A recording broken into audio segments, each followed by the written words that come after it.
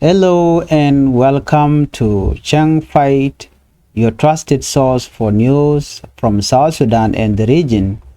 Before we begin, make sure to subscribe to our channel and click the notification bell so you never miss updates on breaking news, politics, and development affecting our country. Our top story is Minister of Foreign Affairs media briefing. The Minister of Foreign Affairs and International Cooperation has launched a weekly media briefing series to strengthen communication with journalists and the public. The aim is to provide regular updates, clarify South Sudan foreign policy priorities, and ensure citizens and institutions are informed about the country's activities both regionally and internationally. The minister emphasized the critical role of the media as a bridge between the government and the people. A well-informed public is strengthen national unity and help advance effective foreign policy. Through this briefing, the government aimed to foster transparency, accountability, and responsible reporting. President Salva Kiir Mayardit continued to lead South Sudan diplomatic effort. In recent months, he has welcomed and met with officials from the African Union, IGAD, and the United States, China, the European Union, and a special envoy from Ethiopia, the Democratic Republic of Congo, Uganda, Kenya, Djibouti, Algeria, Norway, the United Kingdom, and Switzerland. He also received credentials from several ambassadors accredited to South Sudan, highlighting the country's growing role on the international stage. Between April and August 2025, under Minister of Foreign Affairs, Ambassador Madai Simaya Kumba, South Sudan coordinated several strategic diplomatic initiatives. These include a state visit to the United Arab Emirates by both the President and Vice President to promote economic cooperation, as well as effort to strengthen relationship with countries such as the United States, Israel, Australia, Algeria, Ghana, Brazil, Astoria, Netherlands, Norway, Germany, and Djibouti. Minister Kumba also visited Washington, D.C. in July, meeting with Congress members, senior U.S. officials, the International Monetary Fund, and the World Bank to discuss governance, economic development, and cooperation.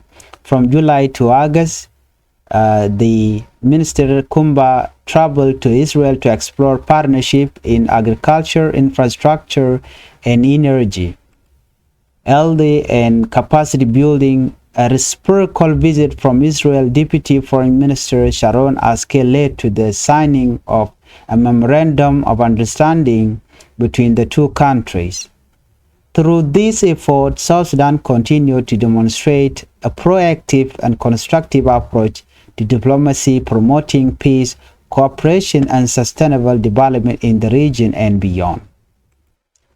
Now, turning to South Sudan peace process, since the 2018 peace agreement, the country has faced significant challenges, including delay in implementing key provisions, political disagreement, and sporadic violence in several states within South Sudan.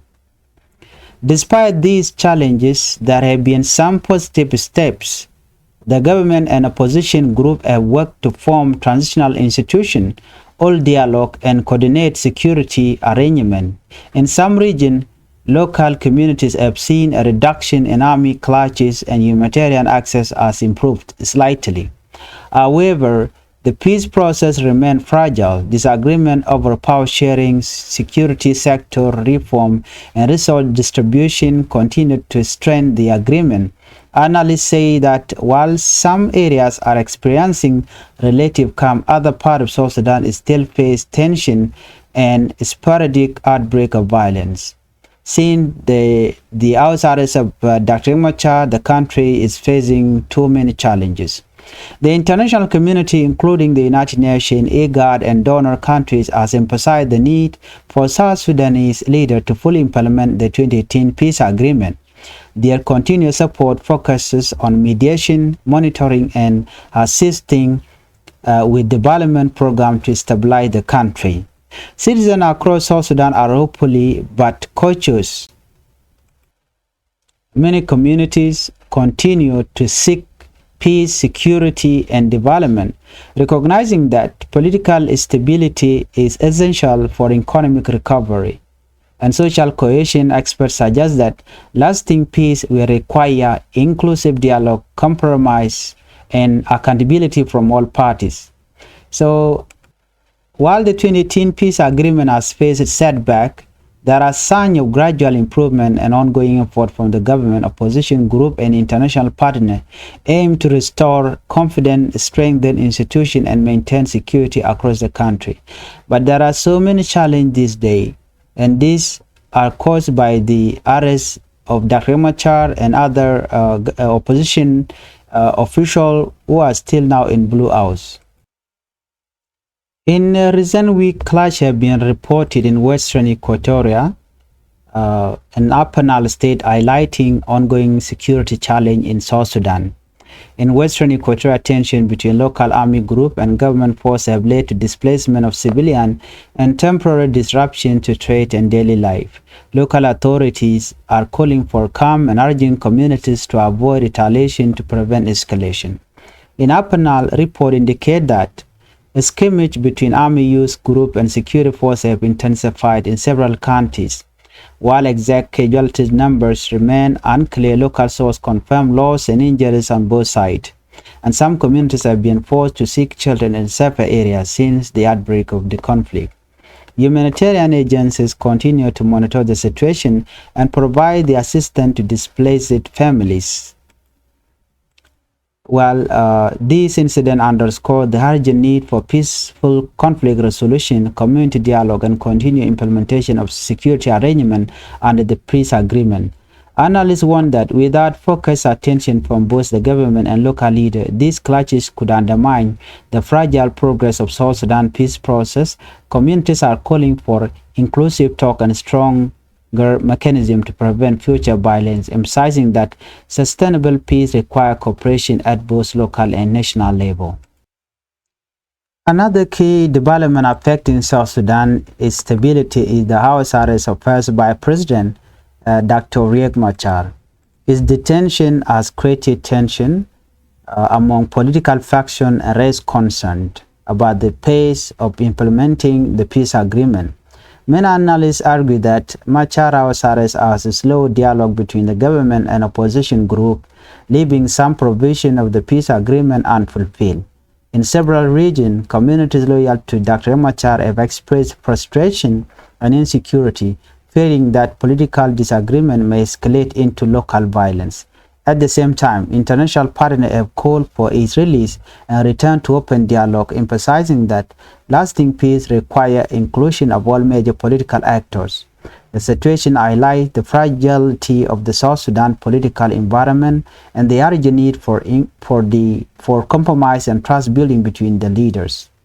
Despite these challenges, some progress continues as both the government and opposition engage in mediated discussion to address key issues and maintain stability. Citizens across the country remain hopeful that dialogue and diplomacy will further within South Sudan to stop the conflict and strengthen national cohesion. These developments remind us that while South Sudan continues to make strides in diplomacy and peace building, security challenge and political tension remain. We will continue to bring you updates on foreign affairs, the peace process, and the evolving situation on the ground. Thank you for watching Changfied. Don't forget to subscribe to our channel and click the notification bell to stay informed about the latest news from South Sudan and the region. Thank you for watching. Bye-bye.